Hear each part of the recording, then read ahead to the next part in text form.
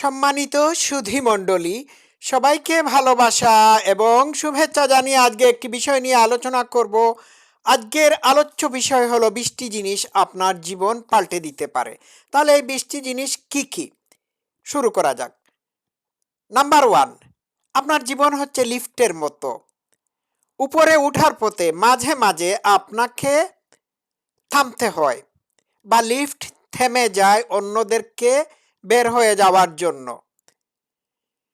এটি আপনার গ্রোথের জন্য বা বিকাশের জন্য খুবই খুবই প্রয়োজনীয়। সকলকে আপনার জীবনে রাখার কোনো প্রয়োজন নাই। কেউ কেউ যখন আপনাকে ছেড়ে চলে যায়, এই ছেড়ে চলে যাওয়াটা আপনার জীবনের বিকাশের জন্য খুবই গুরুত্বপূর্ণ এবং প্রয়োজনীয়। এটা হচ্ছে সেপারেশন। কোনো সেপারেশন আপনার জন্য দরকারি। 2 নাম্বার, যদি আপনি কোনো সময় না পড়ে যান, তাহলে আপনি উঠে দাঁড়ানো শিখতে পারবেন না। হোঁচট খাওয়াটাই হলো আপনার নিজেকে সামনের দিকে পুশ করে দেওয়ার সীমা।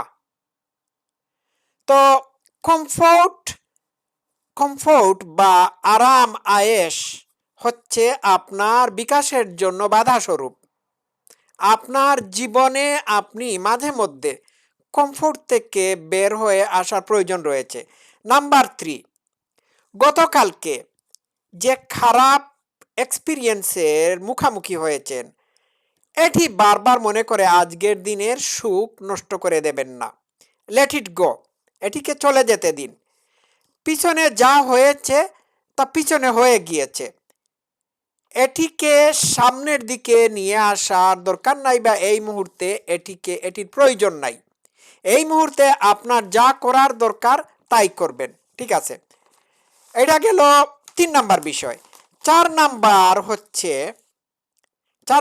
হচ্ছে যারা আপনাকে তাদের জীবনের অপশন হিসাবে বেছে নেয় বা আপনাকে অপশন হিসাবে ট্রিট করে, ট্রিট দেম উইথ চয়েস।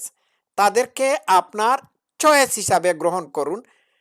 আর তাদের তাদের কাছ থেকে সরে আসুন মর্যাদা সহকারে, মাথা উঁচু করে সরে আসুন। আচ্ছা, 5 নাম্বার হচ্ছে কোনো কিছুতে রিয়্যাক্ট করবেন না বা প্রতিক্রিয়া দেখাবেন না। আপনার মানসিক শক্তি আপনার সংযমের মধ্যে নিহিত। আপনার সাইলেন্স হচ্ছে আপনার বাউন্ডারি, ঠিক আছে? আপনার ওয়ার্ড বা আপনার কাজ আপনার ওয়ার্ডের চেয়ে বা শব্দের চেয়ে বেশি বেশি ঝনঝন করে, ঠিক আছে?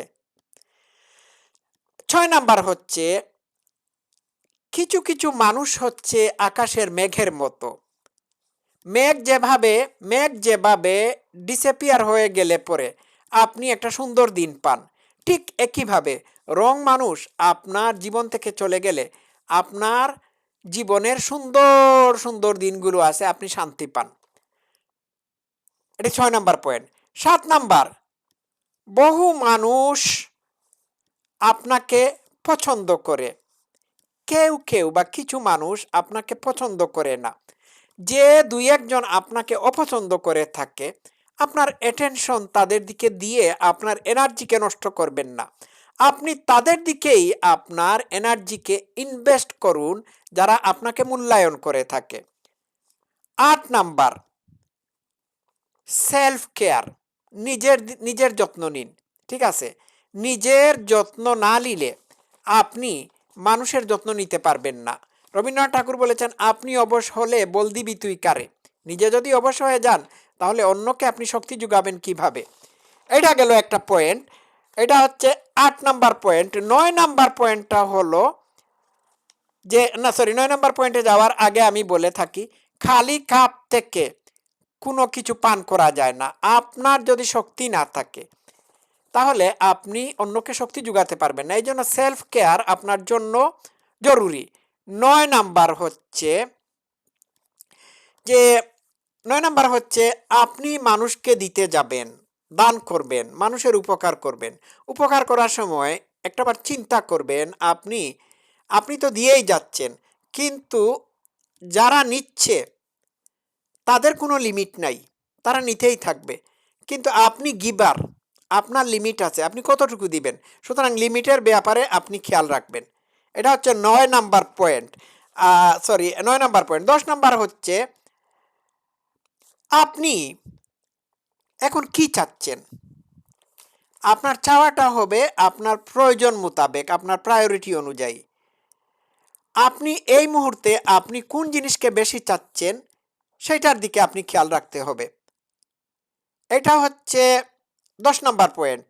11 নাম্বার হচ্ছে যা কিছুই করুন না কেন মানুষ আপনার গসিপ করবেই, আপনার সমালোচনা করবেই। এক্ষেত্রে মানুষের মতামত বা ওপিনিয়নকে আপনি গুরুত্ব দেবেন না। আপনি যা কিছু রাইট মনে করবেন তাই করবেন, যা কিছু রং আপনি তা করবেন না। আপনি যদি কোনো জিনিস রাইট করে থাকেন তাহলে অন্যের ওপিনিয়ন বা অন্যের গসিপের কারণে আপনার কি যায় আসে। আচ্ছা, এটা তো আপনি 11 নম্বর পয়েন্ট বললাম। 12 নম্বর হচ্ছে আপনার অতীত হলো আপনার শিখার জন্য এবং আপনার মানসিক শক্তির বিকাশের জন্য। সুতরাং অতীত হিসাবে অতীতকে আপনি ম্যাপ হিসাবে বেছে নিন, গুগল ম্যাপের মতো বেছে নিন। অতীতের প্রিজনে আপনি বসবাস করবেন না। অতীতের প্রিজনে বসবাস করার মানে হচ্ছে এই প্রিজন থেকে মুক্ত না হয়ে ভবিষ্যৎ বা বর্তমানের দিকে ধাবিত না হওয়া। ঠিক আছে, এটা 12 নম্বর পয়েন্ট। 13 নাম্বার, মাঝে মাঝে আপনার সার্কেল ছোট হয়ে আসবে। এইটার জন্য আপনি টেনশন নেবেন না, টেনশন করবেন না। কারণ সার্কেল তখনই ছোট হয়ে আসে যখন আপনি একজন ম্যাচিউর কিংবা একজন মরাল মানুষ হয়ে উঠেন। তখনই এটি আপনার সার্কেল বা আপনার গণ্ডি ছোট হয়ে আসে। তখন দেখবেন আপনার অনেক মানুষকেই পছন্দ হচ্ছে না, অনেক মানুষই আপনাকে পছন্দ করছে না। সুতরাং আস্তে আস্তে আপনার বন্ধু বান্ধবের সংখ্যা কমে যাবে, আপনার গণ্ডি ছোট হয়ে আসবে। 14 নাম্বার, সময়কে অহেতুক কাজ এবং অহেতুক বা বাজে মানুষের জন্য ব্যয় করবেন না। সময় হচ্ছে আপনার জীবনের মূল্যবান অংশ। তো সুতরাং আপনার সময় আপনার জন্য ব্যয় করবেন, প্রয়োজনীয় কাজে সময়কে সময়কে ইনভেস্ট করবেন। বাজে মানুষ, বাজে জিনিসের সাথে সময়কে সম্পৃক্ত করবেন না, শেষে আফসোস করবেন। 15 নম্বর, আপনি কি কনজিউম করেন। আপনি যা খান আপনি তাই হয়ে ওঠেন। খাবার দাবার থেকে শুরু করে media, social media, news paper, television, নাটক, বন্ধু বান্ধব, এদের কাছ থেকে আপনি কি কনজিউম করেন, কি গ্রহণ করেন সেই দিকে খেয়াল রাখতে হবে। ঠিক আছে, আপনার কনজামশন আপনাকে টক্সিক করে তুলতে পারে, আবার আপনার মানসিক বিকাশ ঘটাতে পারে। ঠিক আছে। 16 নাম্বার, আপনার ইমোশন, আবেগকে আপনি কিভাবে দেখছেন সেই দিকে খেয়াল রাখবেন। কিছু কিছু জিনিস আছে আমাদের কন্ট্রোলের ভিতর, কিছু কিছু জিনিস আছে আমাদের কন্ট্রোলের বাইরে। কন্ট্রোলের ভিতর যেগুলো আছে এগুলো হচ্ছে ইন্টারনাল, আর কন্ট্রোলের বাইরে যেগুলো আছে সেগুলো হচ্ছে এক্সটার্নাল। আমরা যেগুলো কন্ট্রোল করতে পারি সেগুলো হচ্ছে আমাদের চয়েস, আমাদের বিহেভিয়ার, আমাদের আচার আচরণ, আমাদের ডিসিশন মেকিংয়ের ক্ষমতা, এগুলো আমাদের চয়েসের ভিতর। আমাদের প্রিপারেশন আমাদের চয়েসের ভিতর। কিন্তু প্রিপারেশন ফর এক্সাম বা প্রিপারেশন ফর জব ইন্টারভিউ এগুলো আমাদের চয়েসের ভিতর। কিন্তু চয়েসের বাইরে হচ্ছে জবে কি কি প্রশ্ন করা হবে, জব ইন্টারভিউতে কি প্রশ্ন করা হবে, পরীক্ষার হলে কি কি প্রশ্নপত্রে কি কি প্রশ্ন আসবে, এইগুলো আমাদের চয়েসের বাইরে। কিন্তু এগুলোর জন্য আমাদের প্রিপারেশন হচ্ছে আমাদের চয়েসের ভিতর। তো এইগুলো প্রিপারেশনের মানে চয়েসের বাইরে যে জিনিসগুলো আছে সেগুলো হচ্ছে এক্সটার্নাল। যেমন জব ইন্টারভিউ, ট্রাফিক, তারপর আবহাওয়া, এগুলো হচ্ছে এক্সটার্নাল। অন্যের ব্যবহার, অন্যের আচার আচরণ, অন্যের চয়েস, এগুলো হচ্ছে এক্সটার্নাল, এগুলো আমাদের নিয়ন্ত্রণের বাইরে। এই দিকে খেয়াল রাখতে হবে যে যা কিছু আমাদের নিয়ন্ত্রণের বাইরে সেইগুলোর দিকে আমরা ফোকাস করব এবং আমরা এইভাবেই কাজ করব। 17 নাম্বার, নিজেকে অন্যের সাথে কম্পেয়ার করবেন না। আপনি জানেন না অন্য মানুষের জীবনের পিছনে, অন্য মানুষের জীবনের জার্নি কি সেটি জানেন না। অন্য মানুষের মিজারেবল লাইফ বা সাকসেসের পিছনে তাদের তাদের কিছু স্টোরি আছে, তাদের অনেক কিছু আছে। এইগুলো আপনি যখন জানেন না তখন নিজেকে তাদের সাথে বা অন্য মানুষের সাথে কম্পেয়ার করে যাও। কম্পেয়ার করাটা হচ্ছে ভুল। আচ্ছা, 19 নাম্বার হচ্ছে মুখ দিয়ে যা আসে তাই বলবেন না।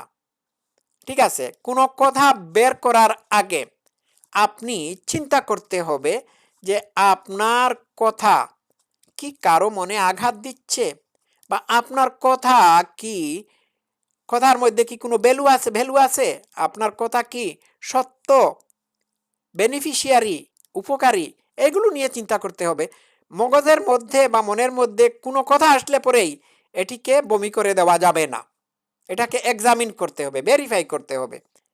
20 নাম্বার, আপনি যদি কোনো কাজকে সঠিক মনে করে থাকেন তাহলে করবেন। এই ব্যাপারে যদি অন্য মানুষ আপনাকে সমালোচনা করে তাহলে আপনি তাদের মতামতকে মূল্য দেবেন না। মনে রাখবেন আপনার কাজ আপনারই। অন্য মানুষের সমালোচনা, গসিপের কারণে আপনি আপনার কাজকে ফেলে দিতে পারেন না বা অ্যাবান্ডন করতে পারেন না। That's how it should be done. সবাই ভালো থাকবেন। Love you all. Thank you so much.